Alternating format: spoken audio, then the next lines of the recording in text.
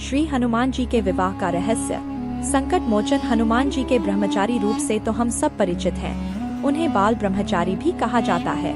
लेकिन क्या आपने कभी सुना है कि हनुमान जी का विवाह भी हुआ था और उनका उनकी पत्नी के साथ एक मंदिर भी है जिसके दर्शन के लिए दूर दूर से लोग आते हैं। कहा जाता है कि हनुमान जी के उनकी पत्नी के साथ दर्शन करने के बाद घर में चल रहे पति पत्नी के बीच के सारे तनाव खत्म हो जाते हैं। आंध्र प्रदेश के खम्मम जिले में बना हनुमान जी का यह मंदिर काफी मायनों में खास है। खास इसलिए कि यहाँ हनुमान जी अपने ब्रह्मचारी रूप में नहीं बल्कि गृहस्थ रूप में अपनी पत्नी सुवर्चला के साथ विराजमान है। हनुमान जी के सभी भक्त यही मानते आए हैं कि वे बाल ब्रह्मचारी थे और वाल्मीकि कंब सहित किसी भी रामायण और रामचरितमानस में बालाजी के इसी रूप का वर्णन मिलता है। लेकिन पराशर संहिता में हनुमान जी के विवाह का उल्लेख है। इसका सबूत है आंध्र प्रदेश के खम्मम जिले में बना एक खास मंदिर जो प्रमाण है हनुमान जी की शादी का। ये मंदिर याद दिलाता है रामदूत के उस चरित्र का जब उन्हें विवाह के बंधन में बंधना पड़ा था।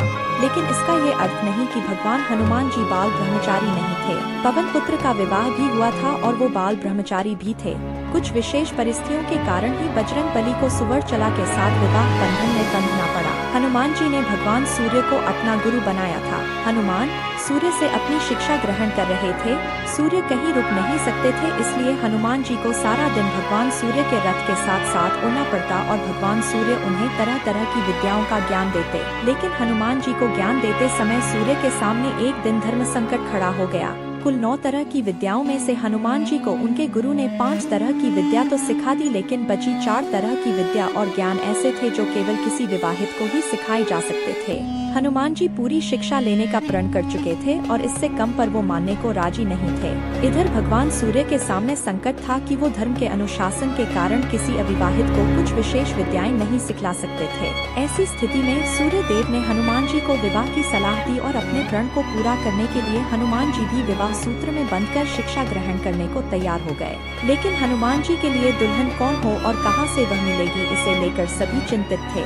ऐसे में सूर्यदेव ने अपने शिष्य हनुमान जी को राह दिखलाई। सूर्यदेव ने अपनी परम तपस्वी और तेजस्वी पुत्री सुवर्चला को हनुमान जी के साथ शादी के लिए तैयार कर लिया। इसके बाद हनुमान जी ने अपनी शिक्षा पूर्ण की और सुवर्चला सदा के लिए अपनी तपस्या में रत हो गई। इस तरह हनुमान जी भले ही शादी के बंधन में बांध गए हो, लेकिन शारीरिक रूप से वे आज भी एक ब्रह्मचारी ही हैं। पराशर संहिता में तो लिखा गया है कि खुद सूर्यदेव ने इस शादी पर यह कहा कि यह शादी ब्रह्मांड के कल्याण के लिए ही हुई है और इससे हनुमान जी का ब्रह्मचर्य प्रभावित नहीं हुआ।